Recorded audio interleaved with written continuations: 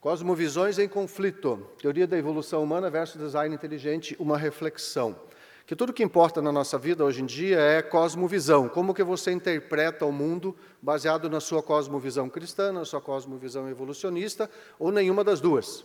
Tá? Então, é interessante a gente verificar como que nós podemos confirmar ou refutar qual cosmovisão explica melhor os dados da teoria da evolução humana versus a teoria do design inteligente. As duas teorias permitem você fazer inferências para hipóteses que podem ser testadas. É isso que nós vamos trabalhar. Essa imagem é muito interessante, o Dr. Casey Luskin teve ontem aqui fazendo palestras. Tá? É do site do Evolution News, recomendo muito para vocês acessarem lá. Tudo que sai de novidade sobre teoria da evolução, sobre a perspectiva do design inteligente está lá. É fantástico. Eu estava procurando uma imagem para fazer de capa da apresentação e li o artigo dele agora sobre o mito do 1%, e esse aqui estava lá. Digo, essa imagem eu vou ter que pegar emprestado para apresentar aqui. O autor dela é Nathan Jacobson, é muito legal, agradeço muito, ilustra adequadamente o que a gente vai tratar.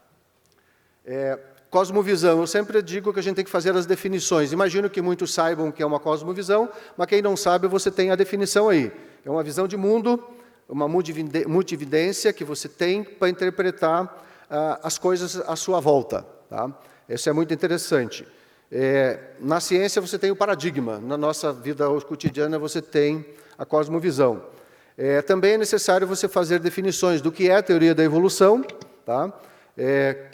Que foi tratada à vontade aqui, eu só deixo registrado para quem for ver os vídeos posteriormente, para entender o que é a teoria da evolução. A teoria da evolução humana está embutida na teoria da evolução geral também, tá? Em que o homem teve um ancestral comum com os símios no passado. Tá? Então, você tem que ter evidências para essas coisas. A gente trata isso sobejamente nos nossos congressos, nos livros, enfim. Aqui. Tá? A teoria do design inteligente também tem a sua própria definição de que os processos, características do universo da vida podem ser explicados melhor por um agente inteligente tendo-os criados, o famoso designer. Tá? Obviamente, todas as teorias têm as suas implicações teológicas e filosóficas.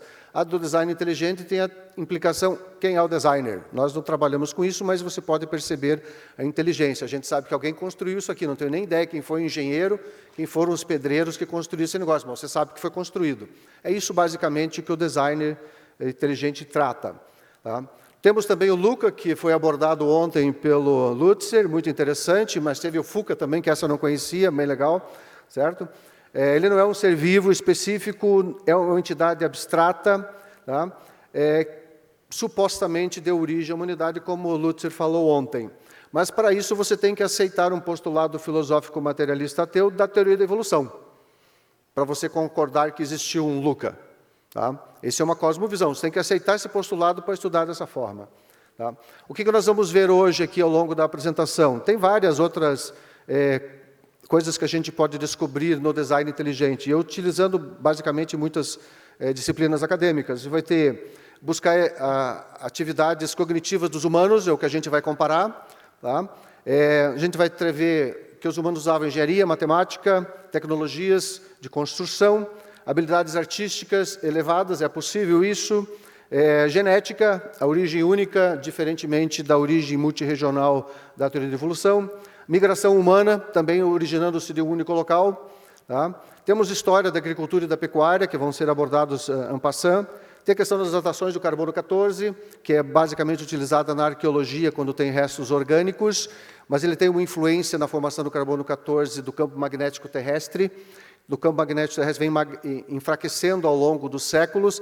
Então, no passado remoto, ele era muito mais forte, então você tinha menos carbono 14.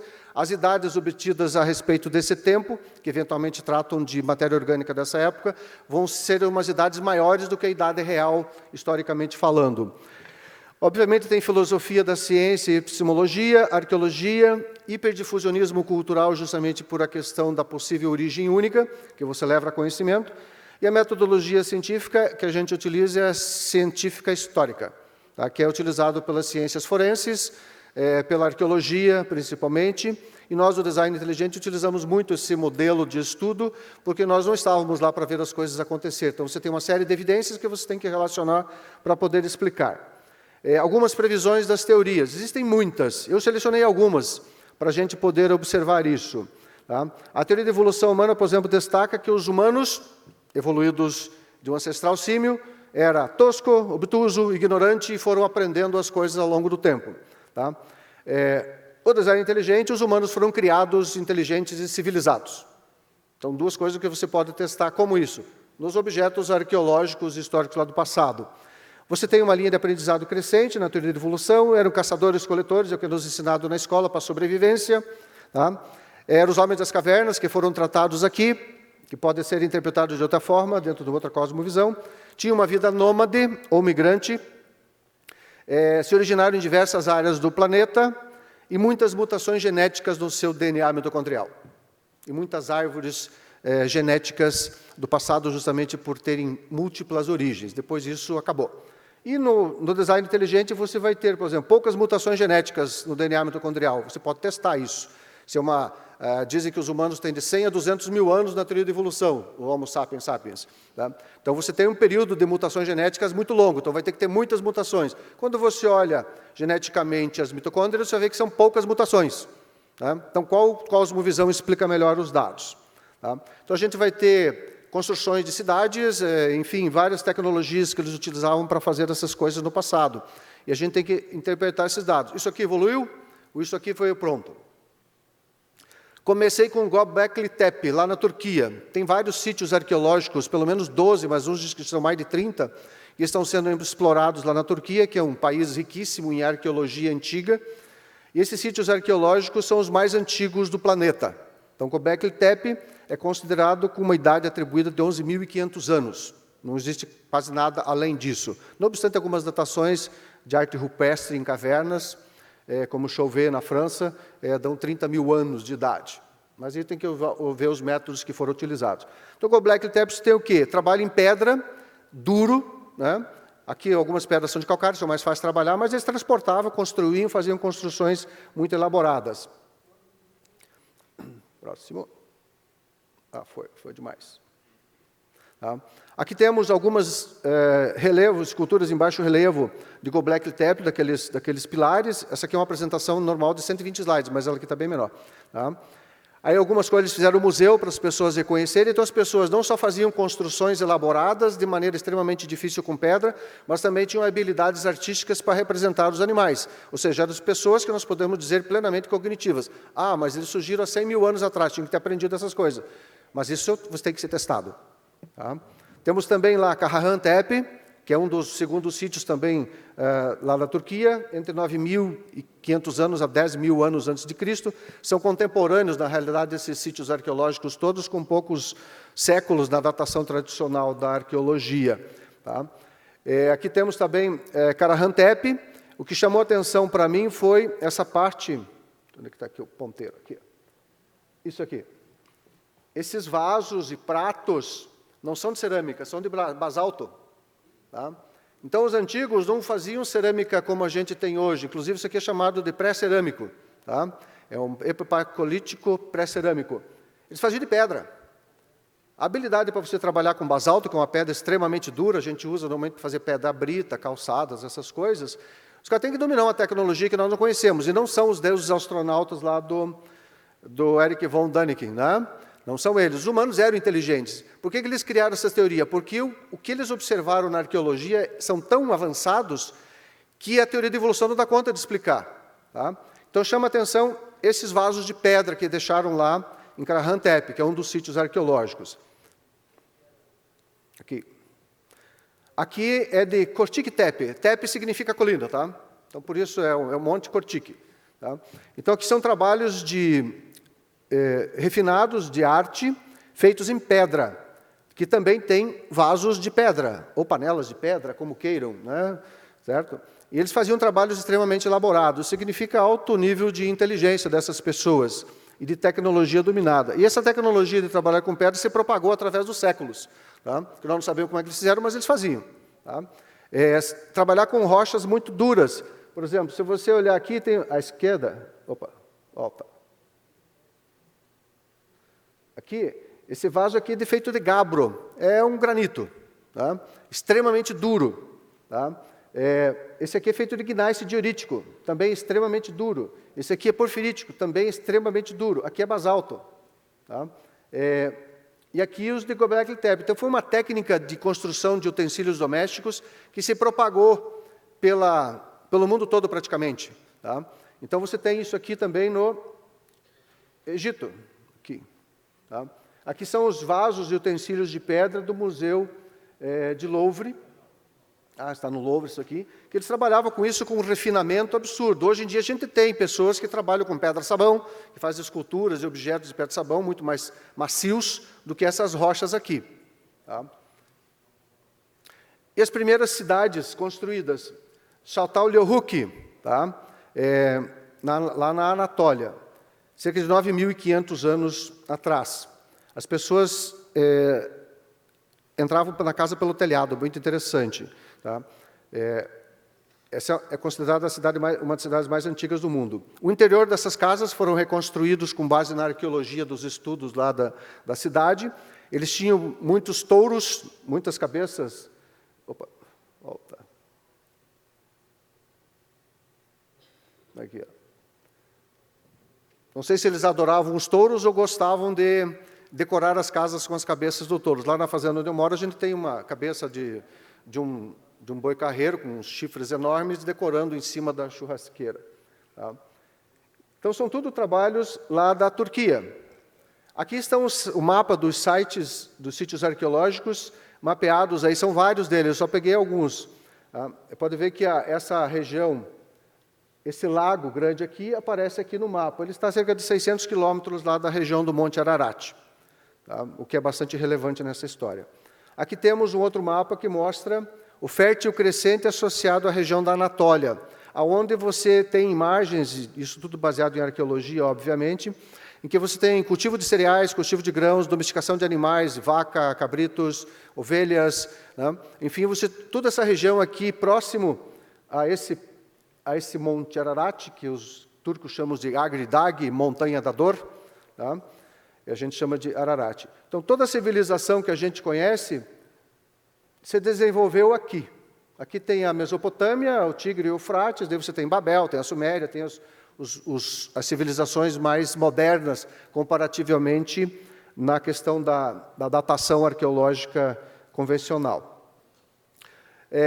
Tem muitos outros sites que eles foram descobertos. Karahantepe eles consideram uma anomalia arqueológica, porque ela é muito mais avançada do que a teoria convencional de evolução predizia para os humanos daquela época. Tá? Então, são trabalhos, eu fiz um resumo, depois quem quiser pode paralisar o vídeo e ver os detalhes aí, né? Para a gente não perder muito tempo aqui. Tá? Aqui tem os sítios arqueológicos que eles mapearam com as respectivas idades, nessa parte que está colorizada em branco. Tá? Então, isso tudo está sendo explorado arqueologicamente pela Turquia, e à medida que eles conseguem explorar cientificamente o local, eles fazem as adaptações necessárias para que as pessoas possam visitar. Então, isso gera renda lá para a Turquia. Devo lembrar que todas as referências de onde eu tiro as informações estão no rodapé do slide, para quem quiser depois conferir, e tem muito mais informação disponível. Uma coisa que chama atenção também em relação à idade das coisas, foi descoberto uma vinícola, é considerada a vinícola mais antiga da Terra, numa caverna lá na Armênia, pertinho do Monte Ararat, tá? 80 quilômetros. É a vinícola mais antiga. Eles descobriram o resto de vinho, utensílios, lagar, etc. Lembro que tem uma história que diz que alguém plantou uma vinha e tomou um porre, o que não foi muito legal. Tá? Certo? E aqui também, no mesmo local, eles acharam o sapato feito de couro de vaca, mais antigo conhecido da história. Tá? Também na mesma caverna, lá onde que tem a vinícola. Tá? Eles colocaram, inclusive, quem fez o sapato, colocou capim dentro, certo, para manter a forma do sapato, e eles encontraram dessa forma. Tá? Então, esse sapato teria cerca de 5.500 anos. Também uma coisa que chama atenção é a domesticação do bovino. Tá? Os animais originais, os bovinos originais, eram o auroque, que era um animal de uns 2,5 metros de altura e umas 4 toneladas de peso. Os nossos bovinos são bem modestos hoje em dia. Né? Então, ele foi domesticado ali naquela região, tanto do Fértil Crescente quanto da Anatólia. há mais ou menos 10.500 anos, ou seja, lá na época de Göbekli Tepe. Então, quando você pensa, as coisas foram desenvolvendo muito lentamente, não foram, o pessoal fazia à medida que precisava. Tá? É o que se deduz.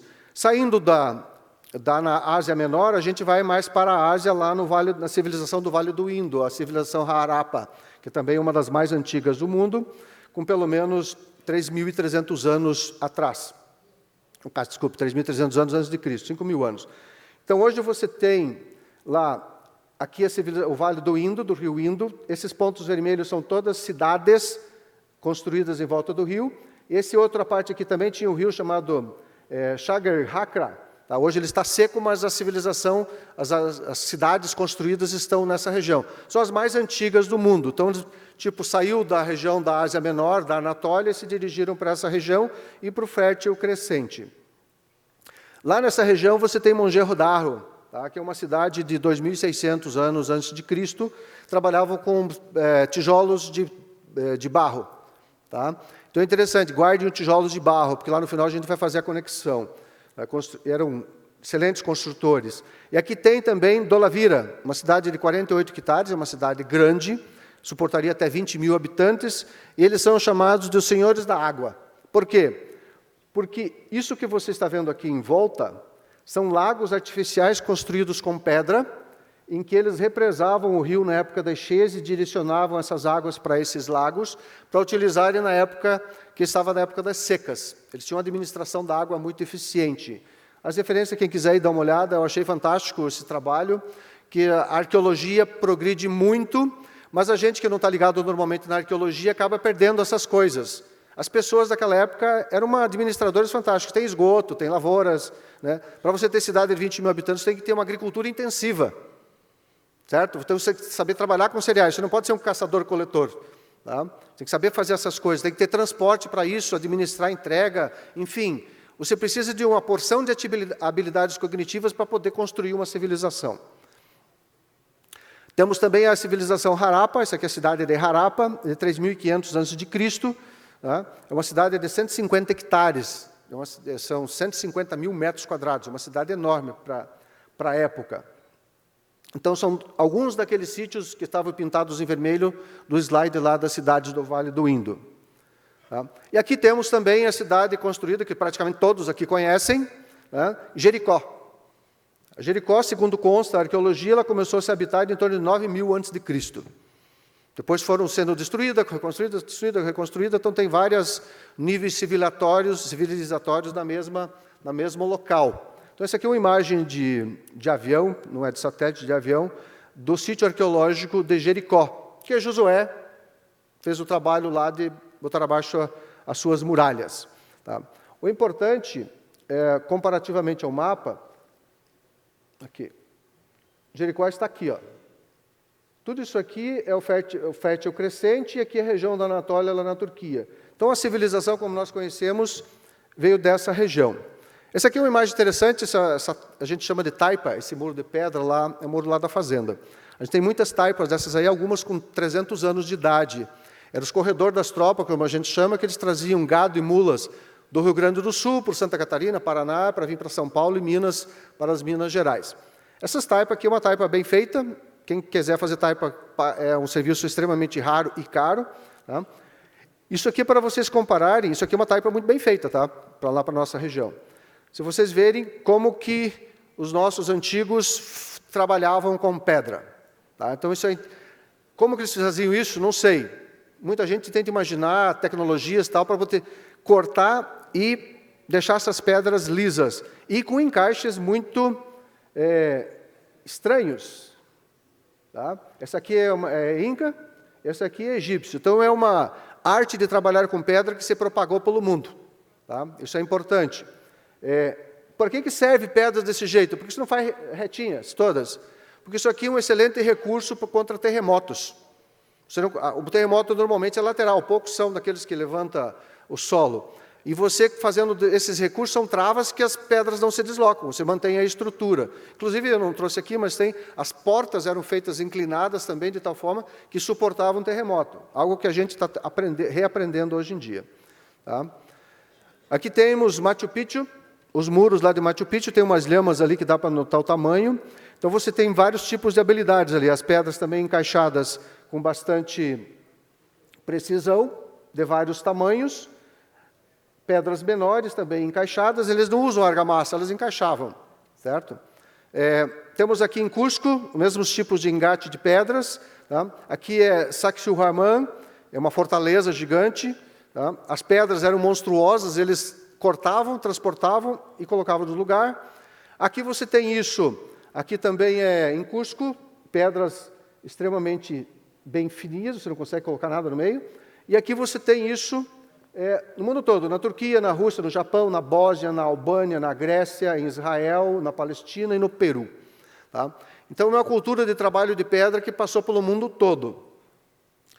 Chama atenção essas coisas. Algumas pedras têm até 12 ângulos. Só para vocês verem. E o interessante é que quando as paredes são muito largas, eles fazem os encaixes também internamente. Tá? Ou seja, é um recurso, na minha visão, desnecessário, mas para eles, na época que fizeram, provavelmente resolveria problemas de terremotos, que o mundo devia ser bem mais complicado. Aqui tem a cidade de Caral, Supi, fica também lá na região do Peru. Tá? Uma cidade feita basicamente com tijolos de barro, da época de 2600 a.C. Aqui são as pirâmides que eles faziam, chama atenção as pirâmides de degraus. Aqui é a última cidade que eles liberaram agora para o turismo, também lá na mesma região, chama-se Peñico, tá? Mais ou menos 1800 anos antes de Cristo. E também temos a questão de trabalho de arte de esculturas. Aqui tem a estátua do faraó Ramsés II, feita de granito, pesa 83 toneladas. Tá? Eles construíram, na época, um museu em cima dele, porque não dava para transportar, e agora eles conseguiram guindaste suficiente e colocaram no museu, no grande museu egípcio lá no Cairo, que agora a estátua foi lá para dentro do museu maior. Tá? Aqui temos a estátua do faraó Khafre, feita em diorito. Tá? O interessante é que quando você analisa microscopicamente a superfície dela, você não vê linhas de polimento. O polimento deles foi tão bem feito que não deixou marcas. Tá? Aqui temos pirâmides pelo mundo. Calcula-se entre 118 e 180 pirâmides no mundo todo, tá? Porque as pirâmides falam muito do Egito, mas tem no mundo todo pirâmides. Tá? E com datas bastante antigas, ou seja, derivam de uma primeira pirâmide, eventualmente essa construção arquitetônica, e à medida que os séculos passavam, as pessoas foram mantendo esse tipo de construção. Aqui é a cidade de Calamacu, em Campeche, no México. Tá? Existem aí 45 metros de altura essa pirâmide, mas tem milhares de estruturas, é uma cidade para 50 mil pessoas. Aqui na América do Sul, estão descobrindo muitas com a tecnologia de lidar, um radar que penetra na floresta. Esse aqui é um templo de pirâmide no Cazaquistão, do século XIV a.C. Aqui outro, um zigurate considerado muito bem feito, de 3000 a.C. A parte de baixo aqui é... Opa, foi demais. A parte de baixo aqui é a ruína arqueológica. Tá? Temos outro aqui no Cazaquistão, que é um zigurate, tá? Zigurate de Chonga Zumbali. Temos outro aqui, fica no Monte Acorde, na Sardenha. Aqui temos o zigurate de Ur, de onde saiu Abraão. Tá? Saddam Hussein tentou reconstruir o zigurate, e aqui uma reconstrução computadorizada. Né? Saddam Hussein reconstruiu essas paredes. Ele estava querendo reconstruir a Babilônia, na época. Aqui tem a pirâmide de Djoser, em 2627 a.C. Então, você salta lá de Göbekli Tepe de quase 12 mil anos para esses tipos de construções mais tarde. Tem a pirâmide da Lua, em Teotihuacan, de 100 a.C., e assim sucessivamente. Observe que todas elas têm umas características em comum, elas têm degraus. Aqui é Pumapunku, para quem não conhece, fica lá nos Andes, e eles utilizaram uma forma... Essas aqui são as pedras, as bases do chão dos templos, o templo que tinha lá. Isso aqui eram ganchos de metal derretido. Esse aqui era uma liga de cobre, arsênio, níquel e bronze. Eles derretiam e colocavam no meio, que é justamente para evitar, na minha entendimento e de outros, terremotos. Ele não separaria as pedras. Tá? E aqui as famosas pedras em H lá de Pumapunku, feitas de diorito, são extremamente duras. E aqui a reconstrução dos templos que tinha lá, com base nas pedras em que eles têm. Eles fizeram um lego para tentar montar aonde que aparecia. Aqui a pré-inca fazia os mesmos ganchos de metal derretido, obviamente para você tinha uma fundição móvel, com temperaturas altíssimas, com ligas de metal, e você teria que fazer, obviamente, mineração desses metais para poder fazer esses clipes de metal. Tá? Aqui nós temos a famosa Torre de Babel, a reconstrução de Nabucodonosor II. Era uma torre de degraus, a mais antiga, conhecida, a Babel original, essa aqui é uma reconstrução posterior. Aqui nós temos a planta baixa da Torre de Babel, aqui Nabucodonosor II dizendo que ele reconstruiu a Torre de Babel, que no tempo dele já tinha sido destruída.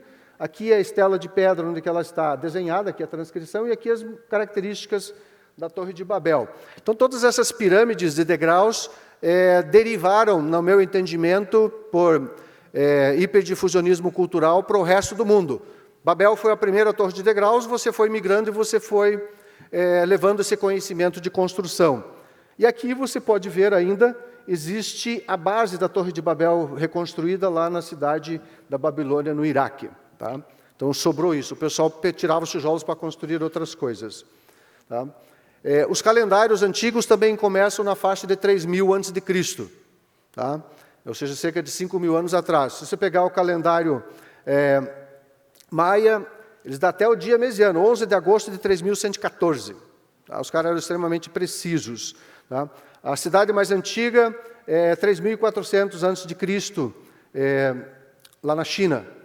O calendário chinês começa em 2.698, e assim sucessivamente. E algumas sequoias gigantes, as mais antigas, têm cerca de 4.800 anos de idade, tá? Ou seja, 2.800 a.C. Estou fazendo essas conexões com datas porque isso é relevante.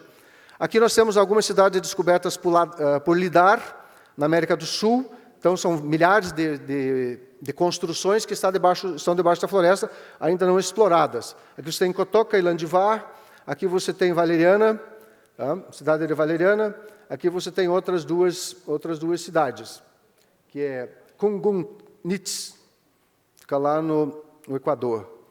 E também os antigos utilizavam matemática extremamente avançada. Esse aqui são tabuinhas de barro, normalmente babilônicas. Tá? Aqui você mostra dados de um triângulo retângulo.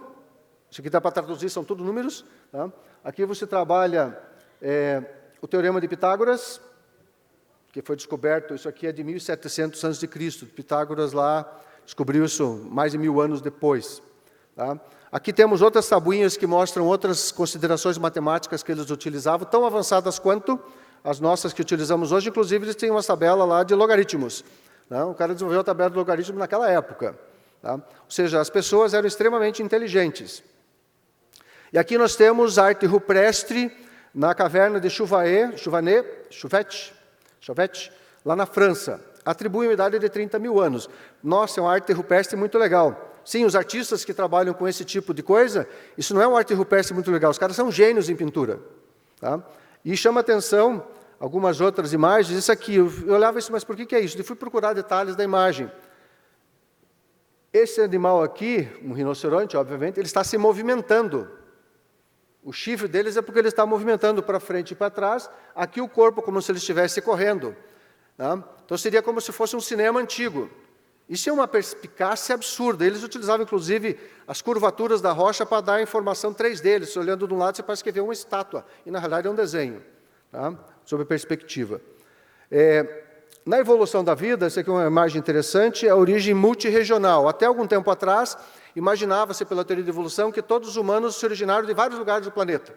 Tá? Tinha várias linhagens humanas pelo planeta. Até que Rebecca Kahn descobriu que não, era só uma linhagem. Tá? O que nós temos hoje, analisando o DNA mitocondrial, que foi tratado aqui nesses dias que a gente teve aqui, em outros eventos, é que o DNA mitocondrial vem da mãe, aqui você tem a Eva mitocondrial, e aqui você tem 3 outras mulheres, que o Dr. Nathaniel Jensen descobriu comparando os genomas da mitocôndria. Tá? Ele descobriu que a humanidade atual descende de 3 mulheres. Coincidentemente, tem um texto que diz as 3 mulheres lá dos filhos de Noé. Tá? A origem, aqui são os gráficos que ele tem. Tá? O texto bíblico, que eu me permito utilizar aqui como informação arqueológica, diz que as pessoas migraram para cá, migraram para lá e para cá, os 3 filhos. Né? O que a gente observa geneticamente falando? Sim, tem uma migração exclusiva para a África, uma migração exclusiva para a Europa e uma migração exclusiva para a Ásia. E todas essas coisas, o DNA mitocondrial a gente tem aqui, por exemplo, descobriu-se que todos os seres vivos do planeta foram extintos há 110 mil anos. 9 entre cada 10 espécies foi extinto há cerca de 100 mil anos, dentro do tempo profundo da geologia e da biologia evolutiva. Tá? Inclusive os humanos. Tá? Isso combina muito com esse trabalho aqui, um evento de extinção em massa em escala planetária. Tá? Então, você tem evidência genética disso. Temos também a erva mitocondrial, que já foi abordado. Quem quiser ver depois os detalhes, acessa as outras palestras, ou essas, que é muito legal. Tá? Temos também o Adão cromossomo Y, que todos os homens descendem de um único homem. A teoria diz assim, mas existiam muitos outros homens e muitas outras mulheres. Sim, isso é especulação. O fato é, existiu uma mulher e um homem, e depois 3 mulheres, se for o caso. Tá? Temos também o cálculo de 200 mil anos, de 100 a 200 mil anos. Imaginava-se que tinha uma mutação a cada 12 mil anos de idade. Beleza. Foram medir isso na prática, quando desenvolveu a genética com grande acurácia, descobriu-se que isso tinha uma mutação uma geração a cada 26 anos, 25 gerações, com 8 mutações que foi a Rebecca Kahn descobriu, você chega a 5.200 anos. Se for 40 gerações, você teria 8.320 anos. E, refeitos os cálculos, chegamos que a erva mitocondrial, tá? Quando eles dataram efetivamente as mitocôndrias, ela existiu há cerca de 6.500 anos atrás. Isso está escrito na Science. Tá? A questão do mito do 1%, o Dr. Casey Lushkin fez o trabalho dele, tem um artigo lá no Evolution News, já foi sobejamente tratado aqui. Tá? Chega-se à conclusão que agora é 15% a diferença, certo? Tem artigo lá dele. E também a The Royal Society inglesa disse que o Australopithecus, embora a transição do Australopithecus para o Homo seja geralmente considerada uma transformação importante, o registro fóssil relacionado à origem e evolução da mais antiga Homo é virtualmente indocumentado. Indocumentado significa o quê? Falta de artigo? Não. Falta de fósseis. Tá? Falta de fósseis. Então, eles reconhecem que não tem fósseis de transição. Então, o que você tem por trás? Uma cosmovisão evolucionista que diz que tem a evolução. Tá? Para desespero dessa teoria, descobriu-se lá no Cáucaso, em Dinamize, na Geórgia, uma caverna com 5 esqueletos. Aqui só estão os crânios deles. Esses esqueletos são na mesma camada, ou seja, pertenciam à mesma família, são os crânios de Dinamize, quem quiser olhar vai lá ver. Se eles fossem encontrados em lugares diferentes do mundo, eles seriam ancestrais dos humanos em várias épocas distintas. Mas eles são iguais, são humanos. Tá? Dizem que eles são Homo erectus. O que é interessante nisso? Eles fizeram uma análise de morfometria em 3D, e a variabilidade craniana desses fósseis é tão igual quanto a nossa aqui. Nós temos uma variabilidade craniana muito diferente um do outro. O que acontece? Nada dos crânios antigos que se dizia de uma espécie de outra, nada mais era do que a variabilidade craniana dos homens antigos. Tá? Estatisticamente é isso, não há discussão sobre isso. Tá? Temos pegadas, incongruência dentro da teoria. Existem pegadas de Homo sapiens pelo mundo todo, datando de milhões de anos anteriores aos 100 mil anos da teoria da evolução. Eu só trouxe isso para demonstrar que a teoria é incongruente com seus próprios dados. Ele não pode ter evoluído há 100 mil anos, por quê? Porque tem pegadas de 6 milhões de anos, lá em Creta, na Grécia, por exemplo, que é um humano moderno. Não? O que mais? Aqui é a mesma coisa, quem quiser depois dar uma parada. Eu fui procurar por que dizem que os humanos saíram da África há cerca de 100 mil anos. O que está baseado nas informações, os dados? Em fósseis, tá? Em genética e arqueológicos. Então, isso era uma especulação. Só quando você vai para a genética, 6.500 anos. Então, esqueçam os 100 mil anos. Isso não aconteceu. Tá? O que mais? Nós temos aqui robôs. Esses robôs são reais. Tem o Tesla Optimus Gen 2, que é esse aqui. Você tem Unitree H1, que eu acho que é o chinês. E você tem o Atlas Dynamics, da Boston Dynamics, lá dos Estados Unidos, que esses aqui são os robôs humanoides. Para aqui, você precisa de design inteligente, né? Muita engenharia, muito conhecimento. E para o modelo que somos nós, não precisa. Eles tentam reconstruir exatamente a nossa mão, os movimentos todos, para que esses robôs possam fazer trabalho no futuro. Tá? Então, as previsões feitas no modelo da cosmovisão inicial, aquele primeiro slide que eu tratei, as previsões da teoria da evolução, nenhuma delas se demonstraram factíveis. Tá? Compensação, todos os detalhes, as inferências que a gente fez, as hipóteses a serem testadas do design inteligente foram demonstradas factíveis. Então, qual cosmovisão explica melhor os dados? A cosmovisão do design inteligente é a minha conclusão. Tá? Esse trabalho que eu apresentei aqui é um resumo, mas existe muito mais informações que fortalecem historicamente, arqueologicamente, geneticamente, o design inteligente, que é o que a gente trata aqui.